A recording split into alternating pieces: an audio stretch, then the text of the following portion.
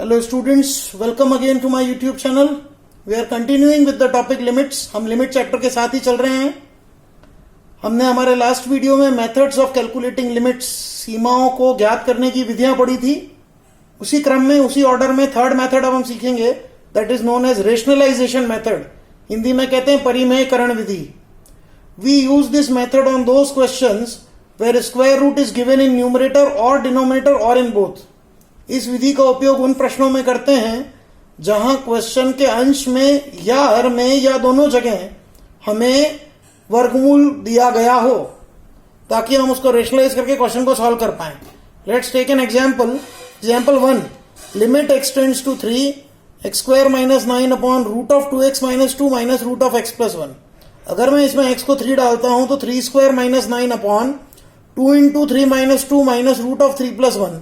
आप देखिए 3 square minus 9 is 0, 2 3 जा 6 माइनस 2 4, 4 का स्क्वायर रूट 2 माइनस 4 का स्क्वायर रूट 2, 2 माइनस 2 0. मतलब ये मेरे को कौन सी फॉर्म मिल गई? 0/0 फॉर्म मिल गई.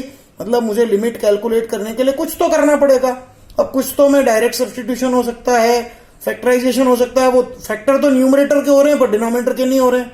इसलिए यहां रूट देखा तो मन में ख्याल आया कि हमको रेशनलाइजेशन मेथड यूज करना चाहिए. तो हमने डिनोमिनेटर का रेशनलाइजेशन कर दिया, हर का परिमेयकरण कर दिया, अपोजिट साइन वाली क्वांटिटी से मल्टीप्लाई और डिवाइड कर दिया, और साथ के साथ न्यूमरेटर के फैक्टर भी कर दिए, x minus 3 into x plus 3.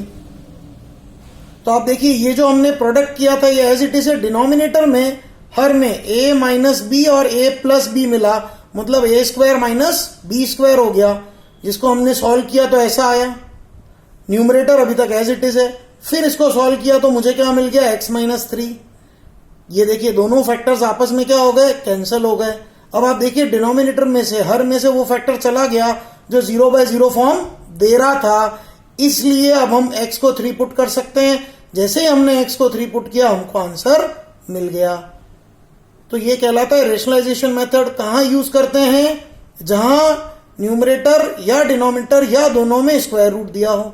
एक और एग्जांपल हम लेते हैं. देखिए limit x tends to 0 root a plus X minus root a upon X root a square plus ax. अब अगर इसमें x को 0 डाला तो न्यूमरेटर मिला root a plus 0 minus root a upon 0 root a square plus 0, that is 0/0.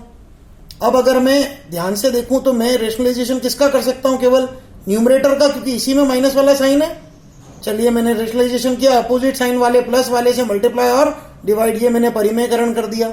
तो numerator में a minus B into A plus B formula बना, a square minus B square. इसको सॉल्व किया तो ये आया a plus X minus A. Next step में आप देखिए x और x आपस में क्या हो गए? कैंसल.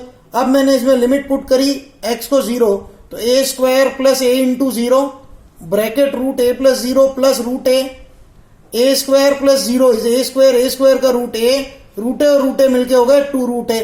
तो हमको मिल गया 2a रूट a. तो ये हमारे कौन सा मेथड हुआ भाई? ये हुआ हमारा rationalisation method. Now we will take some practice questions on this.